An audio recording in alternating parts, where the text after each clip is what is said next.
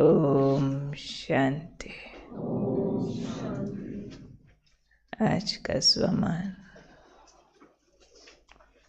मैं सफलता मूर्त आत्मा हूँ। जीवन में सफलता सबको बहुत प्रिय है। जो भी एफर्ट करो उसका राइट डायरेक्शन में रिजल्ट निकल आए, जैसा चाहते हैं वैसा हो जाए, कर्म पुण्य बन जाए, शक्ति बन जाए, रिजल्ट में खुशी आ जाए, हर एक चाहते हैं। लेकिन बीच बीच में सबके उतार और चढ़ाव होते हैं। आज बाबा ने सफलता के कुछ गहरे राज समझाए हैं कि सफलता दो कारणों से होती है किसी भी कर्म में। एक तो उस कर्म के परिणाम को जानकर कर्म करो, उसके आदि मध्य अंत को समझ कर कर्म करो। अगर समझ लिया फिर भी करने के लिए शक्ति की ज़रूरत पड़ती है। कई बार राइट रॉन्ग समझ आ रहा होता है, रॉन्ग से हटने की, राइट में लगने की भी शक्ति नहीं होती है, तो नहीं कर पाते। तो एक चाहिए समझ, दूसरी चाहिए शक्ति। दोनों के लिए आज बाबा ने कहा एक विशेष चीज़ काम करती है जो सिर्फ तुम ब्राह्मणों के पास है। वो कौन सी है? बाबा साथ है। और बाबा साथ भी किस जरिए से होता है? ज्ञान से, योग से। सारी बात किस में समाती है? ज्ञान योग सबको मिला, पर एक जैसा नहीं सब धारण करते ना। कौन सी चीज़ है जो इसको अंदर ले जाती है?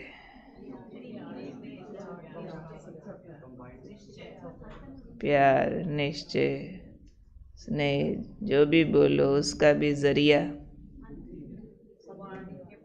उसका जरिया मुरली के पॉइंट्स।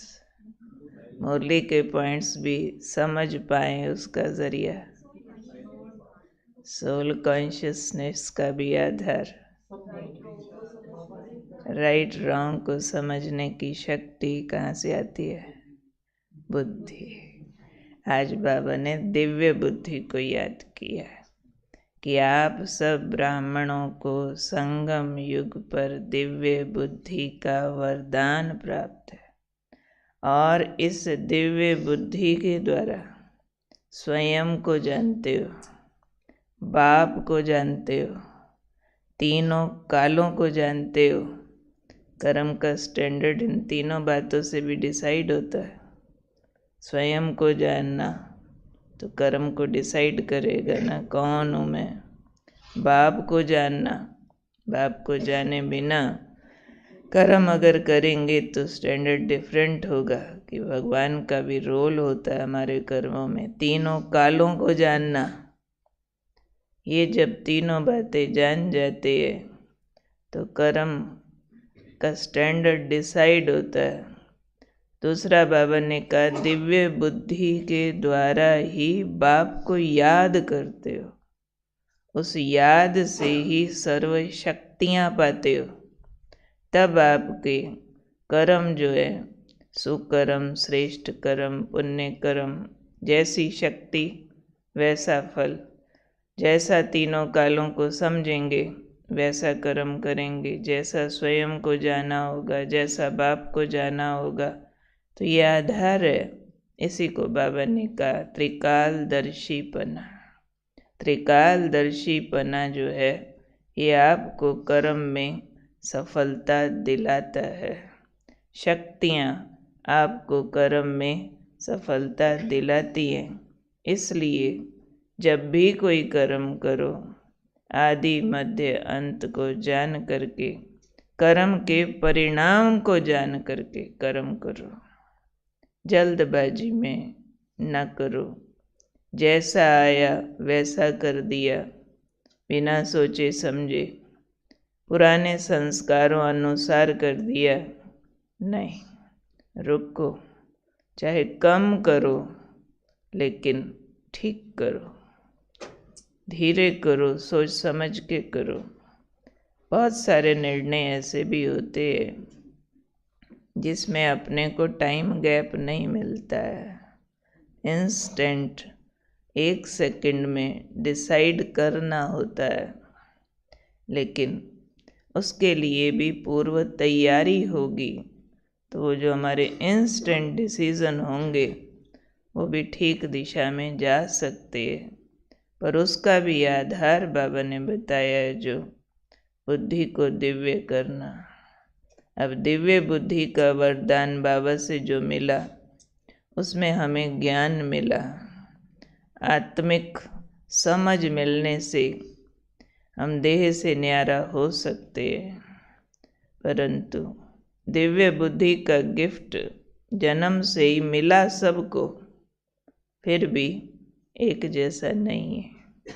तो आज हमने एक लिस्ट बनानी है जिसमें वो पॉइंट्स निकालने हैं कि दिव्य बुद्धि का आधार क्या है, बुद्धि दिव्य कैसे बनती है, कौन कौन से साधन है, कौन कौन से अटेंशन है, जिससे इस बुद्धि रूपी दर्पण को, दर्पण भी है ये, तराजू भी है, तोलता भी है, इसको हम बहुत सुपीरियर बना सके, क्योंकि इसी के द्वारा ही हमने तीनों कालों को जानकर समझकर बाबा से शक्तियाँ लेकर के अपने ऊंच पद को प्राप्त करना है।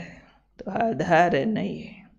जैसे आँखें सब कुछ देखती है, आँख में धूल पड़ जाए, आँख में कुछ प्रॉब्लम आ जाए, पहले ठीक करानी पड़ती है, तो बाकी सारा कुछ ठीक दिखे, ठीक करे। तो ये भी आँख है ना, बुद्धि आँख है, इसमें ना कुछ अटक जाए। इसकी क्लींजिंग सबसे पहला काम है हमारा। तो आज हमने एक लिस्ट बनानी है, कौन कौन सी बुद्धि दिव्य कैसे बनती है, सफाई कैसे होती है बुद्धि की। जो बुद्धि साथ देती रहे तो फिर सारे कार्य में सफलता अपने आप मिलती रहेगी। तो याद रखना है, मैं हूँ सफलता मूर्त आत्मा, दिव्य बुद्धि की वरदानी आत्मा, और दिव्य बुद्धि को ठीक चेक करके क्लीन रखने वाली आत्मा। तो दिव्य बुद्धि द्वारा आदि मध्य अंत को जान कर कर्म करना, परिणाम को जान कर कर्म करना। मुख्य तो इसमें पेशेंस है, बाकी भी बहुत कुछ है, सिर्फ पेशेंस नहीं, वो तो एक छोटा सा पॉइंट है।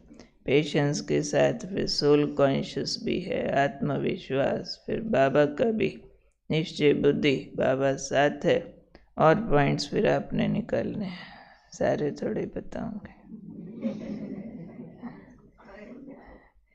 अभी आज हमारा पूज्य स्वरूप फिर से, अभी हमारी लहर चल रही है शिव शक्ति। याद भी रहता है दिन में कि होमवर्क ज़्यादा हो जाता है। मैं शिव शक्ति हूँ।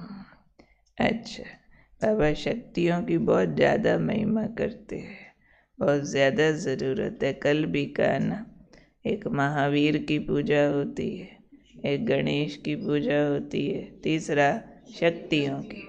पीछे मुरली में बाबा ने कहा था, बाप से भी ज़्यादा शक्तियों की पूजा हो रही है। तो शक्तियों के द्वारा उनके दुख दूर करने हैं, उनकी प्रार्थनाएं पूरी करनी है। आज का सुनो, 30/11/79। शक्तियों द्वारा बाप की प्रत्यक्षता हुई है, तभी सदा शिव शक्ति इकट्ठा दिखाया है। जो शिव की पूजा करेंगे वे शक्ति की ज़रूर करेंगे। तो बाप और शक्तियों का गहरा संबंध है, इसलिए पूजा साथ साथ होती है। शक्तियों ने बाप की प्रत्यक्षता का झंडा लहराया है, तभी तो पूजा होती है। झंडा लहराना अर्थात बाप का झंडा लहराया, माना ये वाला झंडा लहराते हैं जो। झंडा लहराना अर्थात ऊंचा आवाज हो। बाप दादा को शक्ति सेना पर नाज है। पहले शक्ति, पीछे शिव, अपने को भी पीछे किया, तो ऐसे शिव बाप को कभी भी भूलना नहीं। सदा अपना कंबाइंड रूप ही देखो और कंबाइंड रूप में चलो। शक्तियाँ अपने शक्ति रूप में आ गई तो सभी को वाइब्रेशंस फैलता रहेगा। शक्तियों का मुख्य गुण क्या है? शक्ति बोलते हैं ना, मुख्य गुण